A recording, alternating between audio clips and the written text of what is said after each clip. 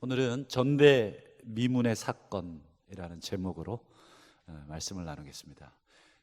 한자가 전대미문할 때 그 미문이 아니고 아름다운 문. 원래 이제 전대미문할 때는 우리 듣지 못했다 이런 뜻인데, 제가 이제 오늘 성전의 이 미문 사건이라 제가 그렇게 지어봤습니다. 오늘 전대미문의 사건, 성전 미문의 사건인데 한번 같이 은혜를 나누고 기도의 줄을 잡기를 원합니다. 오늘 이 사도행전 3장은 어떻게 보면 베드로 사도께서 공식적으로 첫 기적을 행한 내용입니다. 그래서 오늘 이 베드로께서 행한 이 기적의 의미가 뭐냐, 그것을 오늘 우리가 함께 묵상하고 오늘 우리도 그렇게 기도했으면 좋겠다 싶습니다. 오늘 사건의 내용은 이렇습니다. 베드로하고 짝꿍인 요한이 이렇게 함께 어디로 올라가냐면 성전으로 기도하러. 몇 시에? 성경을 보셔야 되겠네요. 9시에, 9시에. 그래서 여러분, 보통 이제 유대력과 우리 태양력과 시차가 9시간 정도 납니다. 그래서 여기에다가 9를 더하면 6시간 정도 납니다. 그래서 여기서 6을 더하면 태양력이 됩니다. 그래서 9시 그러면 한 오후 3시. 그래서 이제 유대인들은 하루에 몇 번 기도합니까? 3번 기도합니다. 이 공식적인 기도 시간입니다. 그래서 어떤 일을 하다가도 그 시간에는 기도하는 시간. 그래서 9시에 이제 기도하러 성전으로 올라가는데 2절을 한번 봅시다. 어떤 일이 벌어집니까? 나면서 못 걷게 된 사람들이 메고 옵니다. 못 걸으니까 아마 이렇게 업고 오든지 아니면 끈에다가 메고 왔습니다. 이는 성전에 들어가는 사람들에게 구걸하기 위해 날마다 미문이라 하는 성전문에 두는 자라. 그러니까 이제 소위 말해서 벌어먹고 살아라. 그래서 이제 구걸이라도 해먹으라 하고 성전에 사람들이 이제 아침에 이제 출근할 때 내려놓고 또 퇴근할 때 또 엎어매고 같이 또 퇴근하고 이런 것 같습니다. 그래서 여러분 이제 오늘 우리가 주목해야 봐야 될 것이 이제 미문이라는 이 단어인데, 일단은 미문이라는 걸 우리가 안 봤기 때문에 나중에 이제 더 다리에 힘이 빠지기 전에 한번 다녀오시면 좋지만, 늘 강조하지만 지금 젊으실 때 한 살이라도 다녀오시면 좋고, 사진으로 한번 이 미문의 위치를 한번 좀 보려고 하는데, 이게 위에서 이제 내려본 평면도인데요. 이렇게 봐서는 잘 감이 안 오는데, 여러분 보시기에 오른쪽에 그 성전 터입니다. 성전 터 오른쪽에 빨간색으로 이렇게 돼 있는 게 이제 비아 돌로로사, 예수님 이제 십자가 지고 가신 그 길인데, 어쨌든 요 성전을 예루살렘에 가보시면 미니어처 이렇게 축소시킨 예루살렘 전체 성이 있습니다. 한번 화면을 한번 볼까요? 다음 화면 한번 보여주세요. 요건 이제 축소해 놓은 겁니다. 가서 이제 관광객들을 위해서 이렇게 멀리서 보면 저게 옛날 예루살렘 이 성곽, 그리고 여러분 보시기에 오른쪽에 좀 큰 건물이 하나 눈에 보이시죠? 그게 뭔지 대충 아시겠죠? 거기가 성전터입니다. 그 다음에 또 다른 그림, 다른 각도에서 보여준 이것도 이제 미니어처 축소판입니다. 또 하나 더 볼까요? 저 위에 사람이 보이시죠? 다 미니어처입니다. 이렇게 해서 그대로 재현은 못했지만 얼추 비슷하게 이제 해놓은 겁니다. 여기 보시면 이제 아까 본 큰 건물, 요게 이제 성전이고, 이제 여기서부터 보시면 그 안에 건물이 또 하나 보이죠? 요게 이제 헤롯 시대에 아마 성전, 헤롯이 좀 웅장하게 해놓은 성전이고요. 그 성전 문 보이시는데 앞에 이렇게 기둥 2개 서 있는 거 보이시나요? 기둥 2개 서 있고 막혀 있는 문, 맨 바깥쪽 큰 벽. 요게 이제 지금 동쪽입니다. 예루살렘 방위를 표시하면 앞쪽으로 동쪽이고, 그 다음에 저쪽 오른쪽, 여러분 보시기에 오른쪽이 북쪽이 되겠죠. 그 다음에 왼쪽이 남쪽, 저 뒤쪽이 서쪽이 됩니다. 그래서 이쪽 동쪽에 있는 문이 닫혀 있어요. 막혀 있어요. 요게 이제 그 황금의 문, 그래서 황금의 문이라고도 하고 미문이라고 합니다. 아름다울 미자를 써서 지금은 이제 요거를 이제 미니어처로 보긴 하는데 실물을 한번 사진을 한번 찍어 놓은 거를 한번 보여드리겠습니다. 저렇게 생겼습니다. 아까 저기 성전 털을 밑에서부터 이렇게 쭉 올려보고 약간 볼록 올라온 그 곳에 이렇게 아치처럼 돼 있죠. 여기 이제 막혀 있습니다. 막혀 있는데 요게 이제 예루살렘 성전 동쪽을 향해 있는 미문입니다. 그래서 그 밑에 보면 뭐가 이렇게 그 직사각형 같은 게 쭉 있죠. 여기 뭐 같습니까? 여기 이제 관입니다. 관. 왜 여기다가 관을 썼느냐? 이제 유대인들의 이제 믿음이 이 안에 반영이 되어 있는데 나중에 이제 메시아가 오시면 이 성전 어디로 온다고 믿습니까? 이 미문으로 온다고 믿어요. 메시아가 이 미문을 열고 들어오는 가장 먼저 부활을 맞이하려고 요 자리는 평당 평당 상당히 비쌉니다. 그래서 요거는 좀 돈이 있는 집안이 요 무덤터죠. 그래서 원래 유대인들은 이런 식으로 묘자를 쓰지 않습니다만 이제 이분들은 이제 가장 메시아를 먼저 만나겠다는 소망하에 저도 이제 여기를 다녀온 적이 있는데 참 이 전체 야경도 멋지고 참 좋습니다. 그래서 어쨌든 이게 미문이라는 곳입니다. 오늘 사건이 어디서 발생이 됩니까? 이 미문이라는 곳에. 그래서 다시 이제 3절을 한번 띄워볼까요? 이 안진뱅이 거린이 이제 미문에서 구걸을 하다가 누구를 만나요? 3절 같이 읽어보겠습니다. 시작. 그가 베드로와 요한이 성전에 들어가려 함을 보고 구걸하거늘. 그러니까 미문에 앉아 있으니까 아마 미문을 통해서 성전이 제일 가깝습니다. 미문이 제일 가까운데 그래서 아마 들어가는 것을 본 것 같습니다. 그래서 베드로가 뭐라 그렇습니까? 4절 베드로가 요한과 더불어 주목하여 이르되 우리를 보라. 5절 그가 그들에게서 무엇을 얻을까 하고 바라보죠. 6절 같이 읽어봅니다. 시작. 베드로가 이르되 은과 금은 내게 없거니와 내게 있는 이것을 내게 주노니 나사렛 예수 그리스도의 이름으로 일어나 걸으라. 참 거린의 입장에서는 좀 야속한 말이죠. 차라리 나한테는 이게 필요한데 뜬금없이 그건 없고 이러니까 아마 그 1절에서 약간 속이 좋지 않았을 수도 있겠다 싶습니다. 돈 없는데 뭘 보라는 거야 이렇게. 그런데 베드로가 다른 걸 주겠다 그러면서 일어나 걸어라. 근데 누구의 이름으로요? 예수 그리스도, 나사렛 예수 그리스도의 이름으로 일어나 걸어라. 오늘 우리가 이제 아까 말씀드린 것처럼 왜 이 사건이 그냥 기록되면 되는데 특별히 오늘 이 사도행전을 기록한 누가가 이 사건이 발생된 장소인 그 미문이라는 곳을 꼭 집어서 기록을 했을까? 그것도 2번이나. 그 10절에 보면 또 미문이 나옵니다. 그가 본래 성전 미문에 앉아 구걸하던 자다.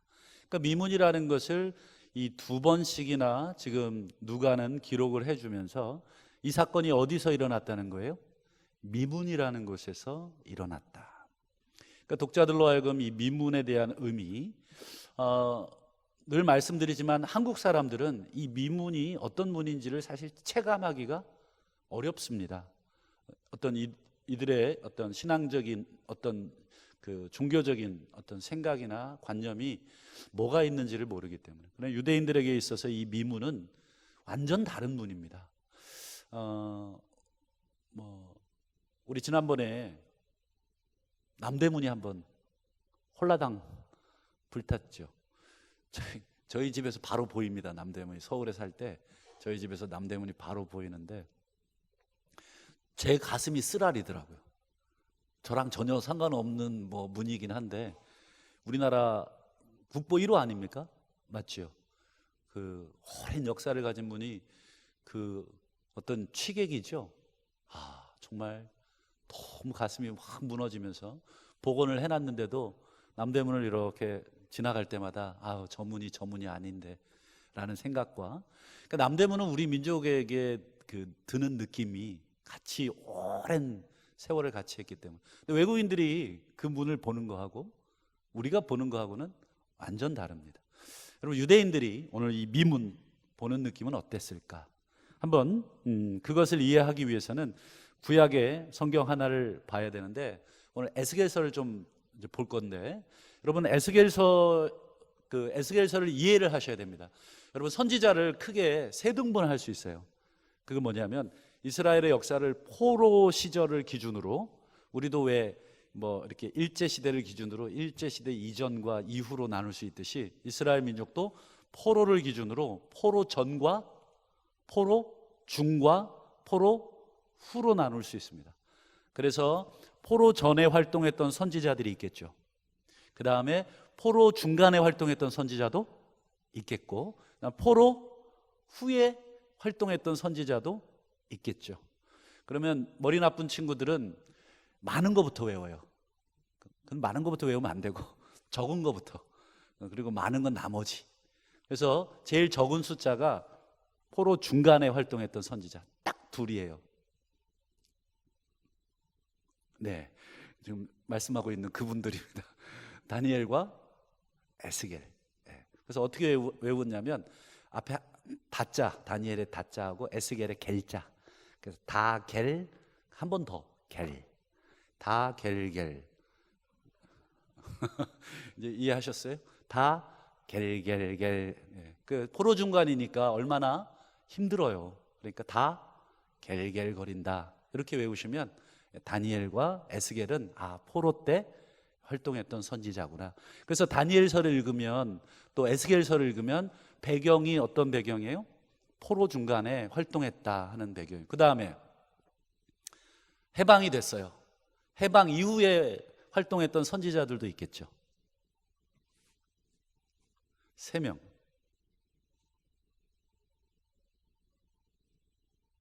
예, 성경의 마지막 3권. 학개, 스가랴, 말라기. 요건 외우기 쉽겠죠. 예, 끝나고 이제 돌아가는 3명. 그래서 물론 이제 저는 이제 요거 학개 할 때 개자하고, 스가랴 할 때 가랴하고, 말라기의 말. 그래서 개도 가고 말도 가고 가랴, 이렇게 외우시면 포로로 잡혔다가 돌아갈 때 사람만 돌아가는 게 아니라 개도 죄송해요. 어쨌든 그렇게라도 외우라고 이제 저도 이제 어디서 배운 겁니다. 그래서 어쨌든 학개, 스가랴, 말라기는 포로 이후 선지자고요. 그다음에 포로 중간의 선지자는 다 겔겔, 이렇게 외우시라 했죠. 나머지는 포로 전이겠죠. 그러면 제가 퀴즈, 뭐 이사야, 그렇죠, 포로 전이겠죠. 뭐 예레미야, 그렇죠. 이제 뜻 아시네요. 다니엘, 그렇지, 포로 중. 스가랴, 가랴, 후, 그렇죠. 그러니까 이런 식으로 해서 이제 어느 정도 좀 선지서를 읽을 때 역사적 배경을 가지고 좀 읽으시면 이제 훨씬 좋습니다. 그래서 에스겔은 포로 중간인데, 그래서 여러분, 이스라엘 백성이 포로로 잡혀 있을 때 여러분 이스라엘의 상황, 이스라엘의 심적 상황은 어땠을까요? 물어보는 게 바보죠. 당연히 포로 중인데 좋았을 리가 없습니다.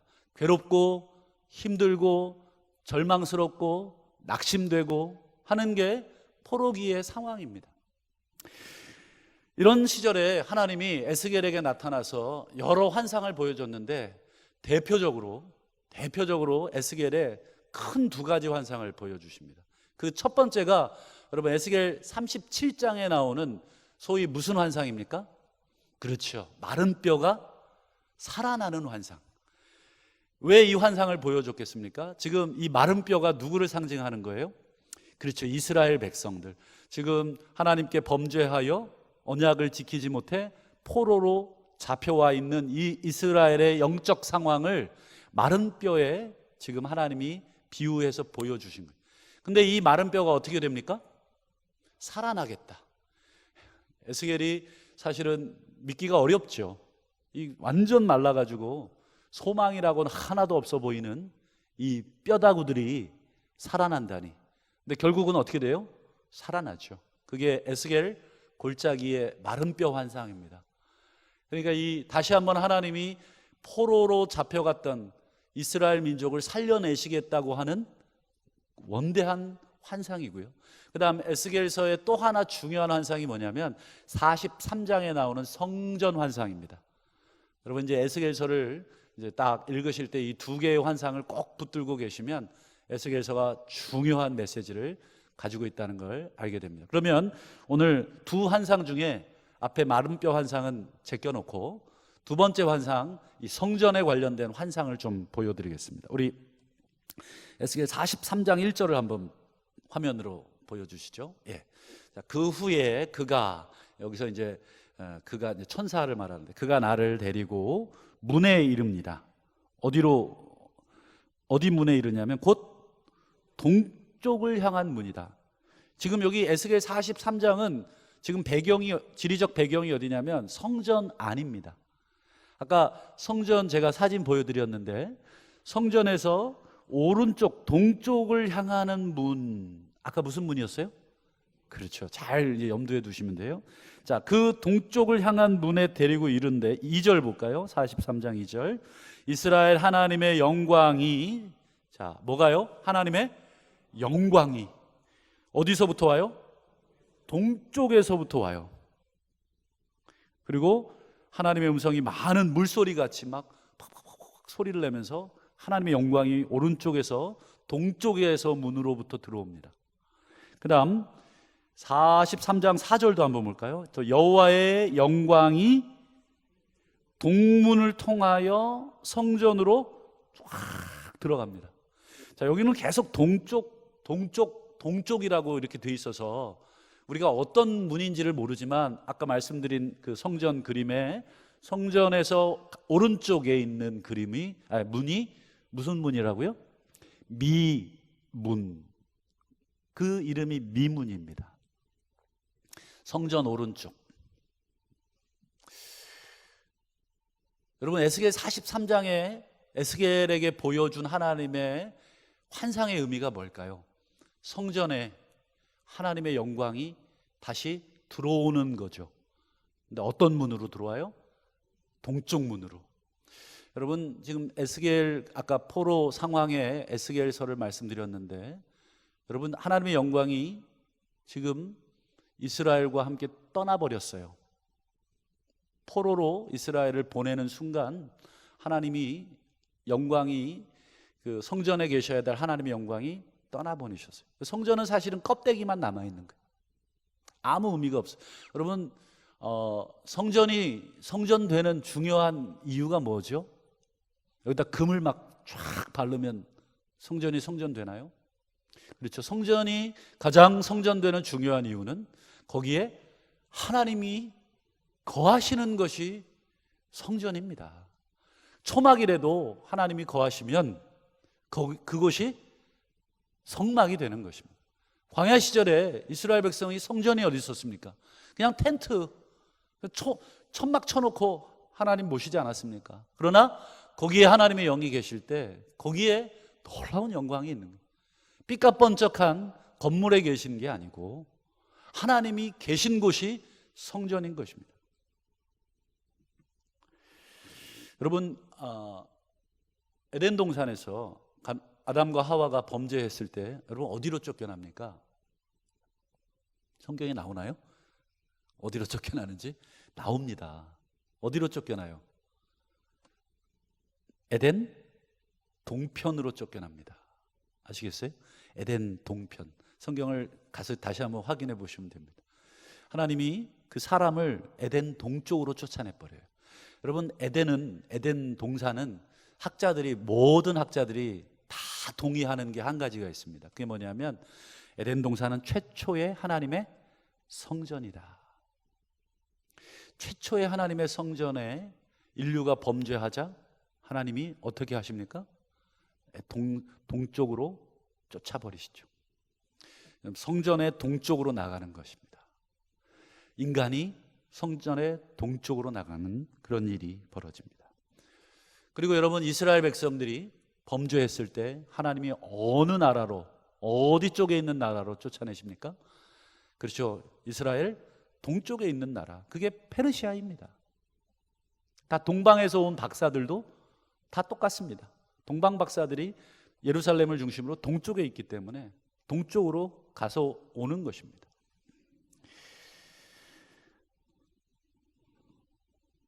여러분, 오늘 베드로가 안진뱅이를 일으킨 분이 어디입니까? 미문. 성전의 무슨 쪽에 있습니까? 동쪽에. 근데 이 동쪽에 있는 문은 에스겔 43장에 의하면 뭐가 다시 들어오시는 분이에요? 하나님의 영광이 다시 들어오는 문입니다.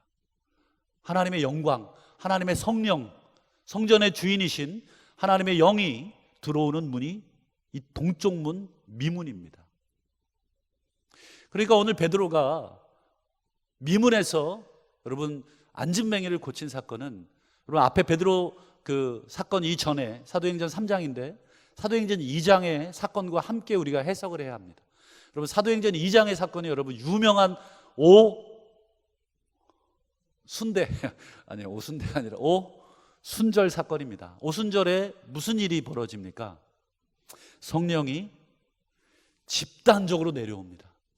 집단적으로 이스라엘 백성에게 내려와서 여러분 베드로가 그 자리에서 일어나서 이 성령이 일어난 사건에 대해서 설교하고 많은 사람들에게 회개를 외치자 수천 명이 돌아오는, 그 수천 명이 성령의 역사로 거둬지는 것이죠.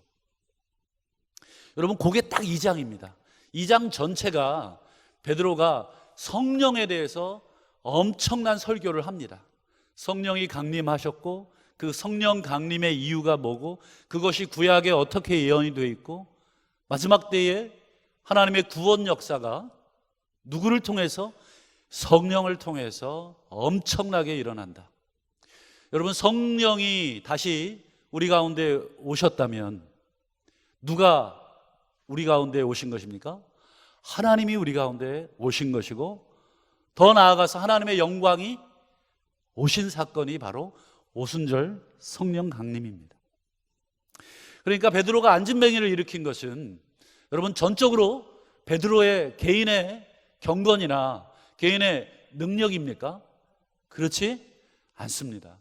만약에 오늘날 베드로와 같은 이런 놀라운 일이 벌어졌다면 여러분 베드로는 복음 전하지 않고 자 줄을 서시오, 번호표 1번 환자, 여러분 그것만 해도 엄청난데 그 뒤로 베드로는 그런 일을 하지 않습니다. 간간히 이적이 기록되어 있지만 성경은 그런 식으로 복음을 전하지 않습니다. 오늘날 물론 우리 인간이 육체를 가지고 있어서 몸이 아프면 그런데 우리가 많이 가고 싶은 유혹이 있죠. 물론 기도하셔야 되고 또 기도해서 하나님이 치유하시지만 본질적으로 베드로와 성령은 그런 일을 하신 게 아닙니다. 그러니까 오늘 베드로에게 치유의 은사를 주신 사건이 아니라 오늘 베드로를 통해서 성전의 미문이라는 곳을 통해서 또 누가 일어납니까? 안진뱅이가 일어납니다. 여러분 이 안진뱅이를 일으킨 사건도 성경적으로 어떤 의미가 있습니까? 여러분 마태복음 11장을 한번 보시겠습니까? 예수께서 대답하여 이르시되 너희가 가서 듣고 보는 것을 요한에게 알리라. 이 요한은 세례 요한입니다. 요한이 아무리 봐도 예수님이 메시아 같지가 않아요. 자신이 생각하는 어떤 그런 메시아 행동을 안 해요. 요한이 실족을 해요. 그래서 제자들을 보냅니다. 그래서 뭐라고 묻습니까? 그렇죠. 오실 그이가 당신입니까? 아니면 우리가 다른 사람을 기다립니까? 여러분 요한은 예수님의 오실 길을 예비한 여인이 낳은 선지자 중에 가장 큰 선지자잖아요. 그리고 예수님을 향해서 뭐라고 또 외친 선지자예요? 보라, 그렇죠, 세상죄를 지고 가는 하나님의 어린 양. 이 요한이 그렇게 예수님을 소개하고 사람들에게 예수님을 보여줬는데 시간이 지날수록 이분이 아닌가? 이상하네? 이렇게 된 것입니다. 그때 예수님이 이 요한의 제자들에게 뭐라고 해서 돌려보내냐면 11장 5절. 여기서 보시면 맹인이 보며 그 다음에요 못 걷는 사람이 걸으며, 여기까지만 보겠습니다. 여러분 맹인을 눈을 뜨게 하고 못 걷는 사람을 걷게 하는 거, 이거하고 죽은 사람을 살리는 거하고 여러분 어떤 게 더 센 건가요? 죽은 사람 살리는 게 세겠죠. 근데 이 죽은 사람 살리는 거는 과거에 선지자들도 다 했던 거예요. 여러분 엘리야 엘리사도 다 했던 기적이에요. 근데 엘리야 엘리사가 못한 기적이 있어요. 그게 뭘까요? 죽은 사람도 살렸는데 이 선지자들이 하지 못한 기적이 있어요. 그게 뭐냐면 맹인의 눈을 뜨게 하고 못 걷는 사람을 걷게 하는 기적은 성경 아무리 찾아도 없습니다. 왜 그랬을까요? 죽은 사람을 살리는 더 큰 기적도 해놨는데 그것은 메시아의 사역이기 때문에 그렇습니다. 오직 메시아만이 오셨을 때 못 걷는 사람을 걷게 하는 그게 구약의 메시아의 사역으로 예언됐기 때문에 그렇습니다. 그러니까 예수님이 정확하게 맹인이 보고 못 걷는 사람이 걷는다 이렇게 요한에게 전해줘라. 그러면 요한이 듣고 알아듣는다는 뜻이에요? 못 알아듣는다는 뜻이에요? 알아듣는다는 뜻입니다. 네가 메시아를 기다리고 있고 나에 대해서 의심을 갖고 시작하는데 다시 한번 얘기하지만 못 걷는 사람이 걷기 시작하는 것, 그건 모든 선지자들이 예언했던 메시아의 사역이기 때문에 예수님은 지금 구약을 인용하셔서 당신이 메시아라고 하는 것을 알려주신 것입니다. 그러니까 오늘 베드로가 여러분 성전 미문에서 누구를요?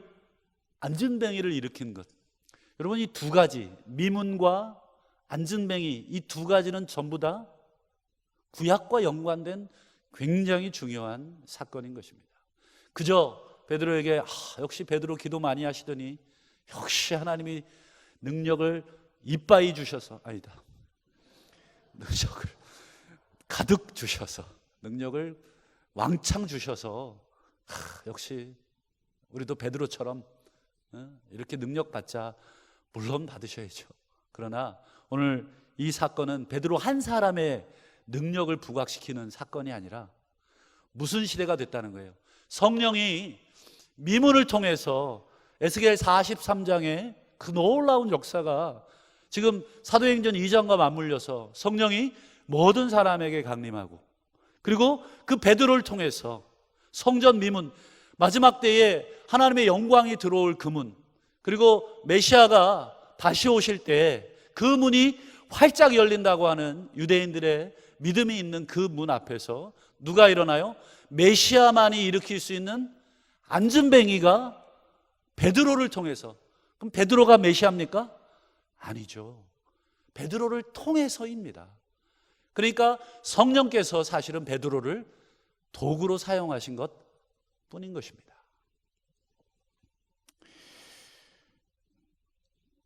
오늘 본문을 통해서 우리가 분명히 봐야 할 것은 베드로에게 집중할 게 아니라 하나님이 역사하기 시작하셨다. 하나님이 드디어 에스겔 시대부터 약속하셨던 당신의 영광, 떠나셨던 그 영광, 이스라엘의 범죄로 성전에 가득해야 할 하나님의 영광이 떠나셨는데 이제 다시 돌이키겠다고 하는 에스겔 43장의 그 언약의 성취가 지금 오늘 오순절 성령 강림 이후로 지금 시작되셨다 하는 것을 우리에게 보여줍니다. 여러분 이것이 2000년 전 기록이지만 오늘 우리를 위한 기록 아닙니까? 여러분 오늘 개인의 역사도 우리의 역사도 여러분 성령에 의해서 이끌림을 받지 않으면 안 된다 하는 것을 오늘 우리가 보게 됩니다. 여러분 성령 하나님이 아니고서는 우리 개인의 능력, 우리 개개인의 어떤 노력에 의해서 여러분 회복은 이루어지지 않습니다. 여러분 우리가 왜 능력이 나타나지 않습니까? 그것은 분명합니다. 우리가 성령께 이끌리지 못하고 있기 때문에 그렇습니다. 여러분 신약성경 고린도전서 3장 16절 너희가 하나님의 성전이다. 그리고 너희가 하나님의 성전인 것과 하나님의 성령이 너희 가운데 거하시는 줄을 너희가 알지 못하냐. 여러분, 신약시대 사도 바울은 성전의 개념을 완전히 바꿔놓고 있습니다.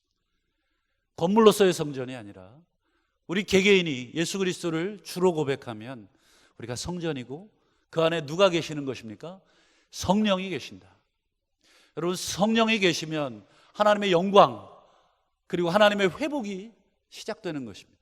여러분, 우리 개개인의 영성이 왜 살아나지 않느냐?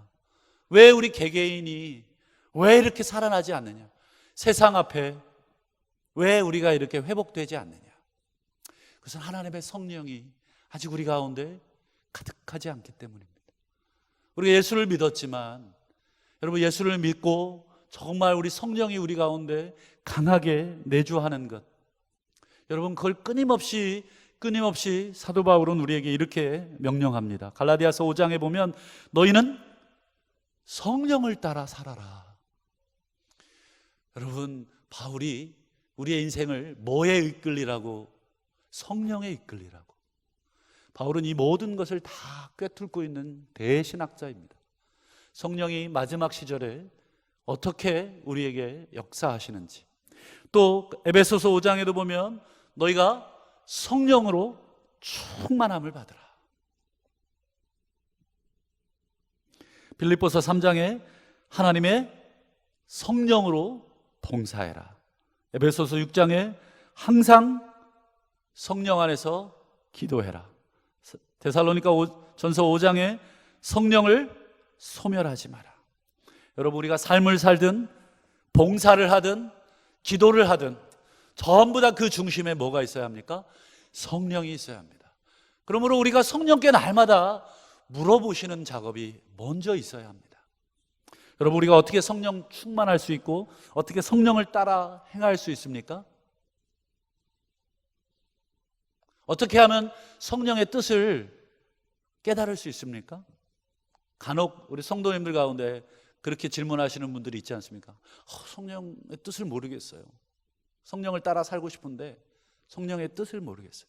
성령이 뭘 원하시는지 모르겠어요. 제가 그 답을 알려드리겠습니다. 기대하시라. 답이 뭘까요? 기도? 맞죠? 말씀? 맞죠? 근데 친해지셔야 합니다.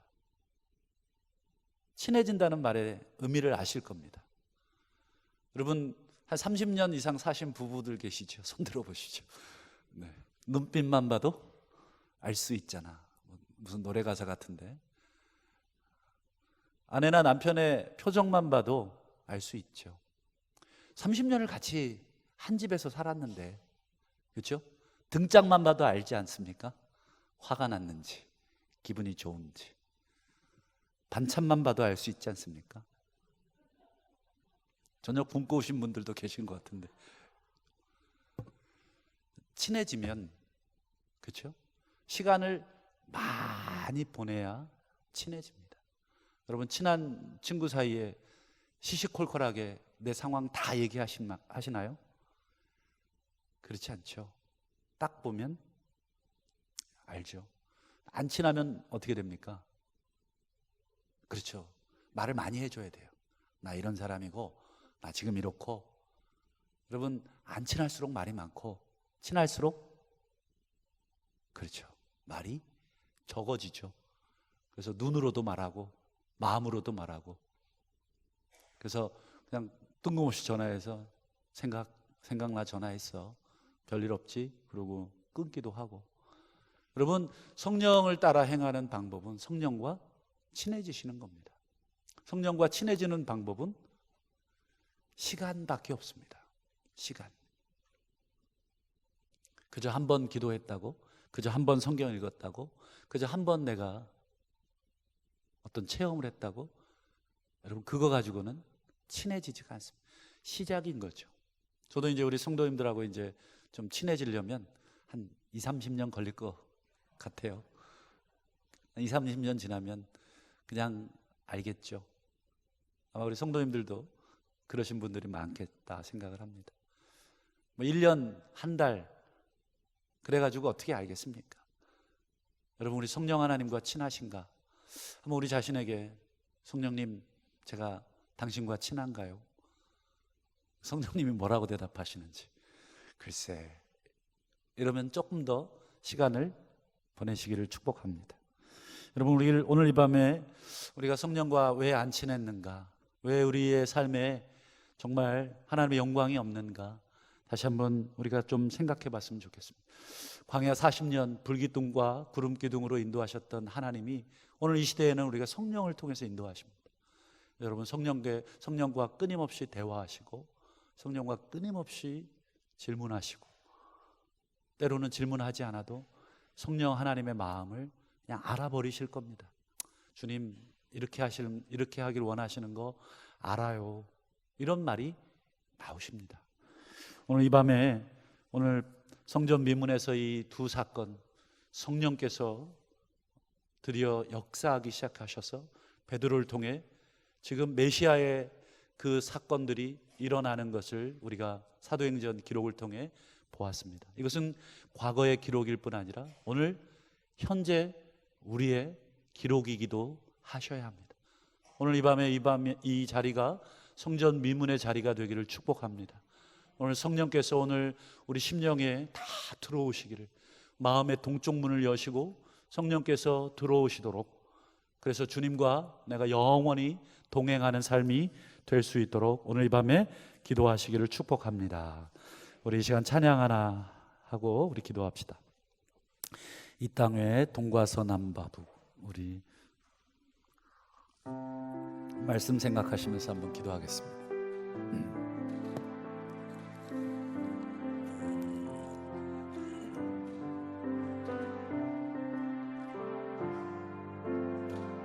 이 땅에 동과 서남과 북 가득한 죄악 용서하소서. 모든 우상들은 무너지고 주님만 높이는 나라 되게 하소서. 이 땅에 지친 모든 영혼 주 예수 사랑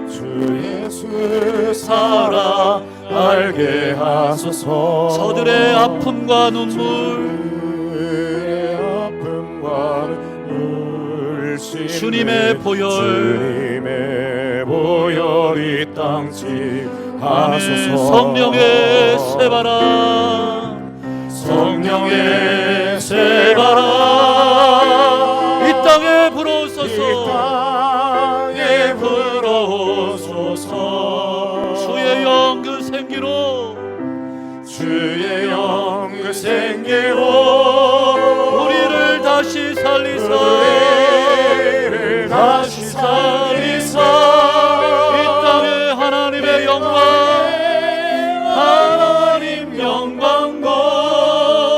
그런 나라가 되게 하소서. 열방에 하나님 영광 비추 그런 나라가 되게 하소서. 다시 한번 한라에서 백두까지 백두에서 땅의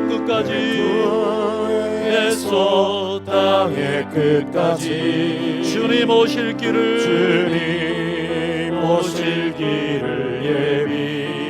예비하며 주님만 섬기는 나라 되게 하소서. 이 땅에 주님 교회 위에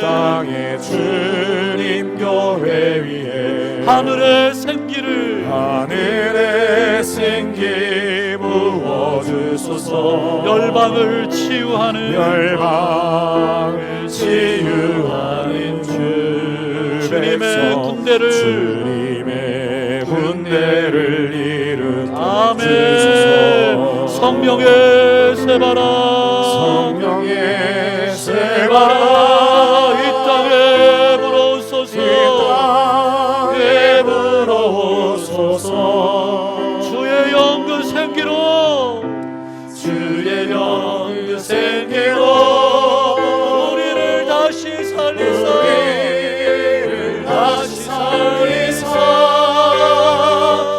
이 땅에 하나님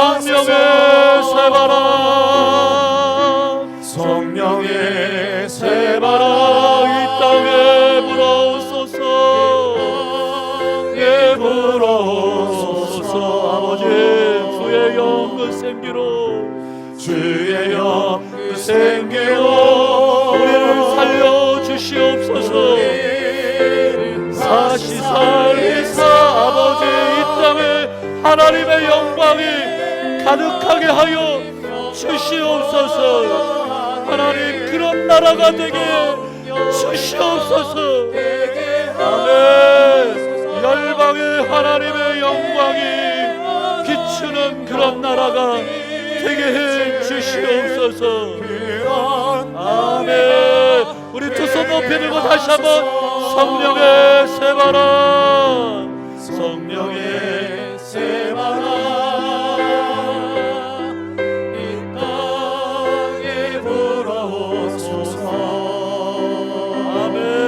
아멘 주의 영 그 생기로 하나님 우리를 살려주시옵소서 하나님 우리를 다시 살게 하여 주시옵소서 아버지 영광과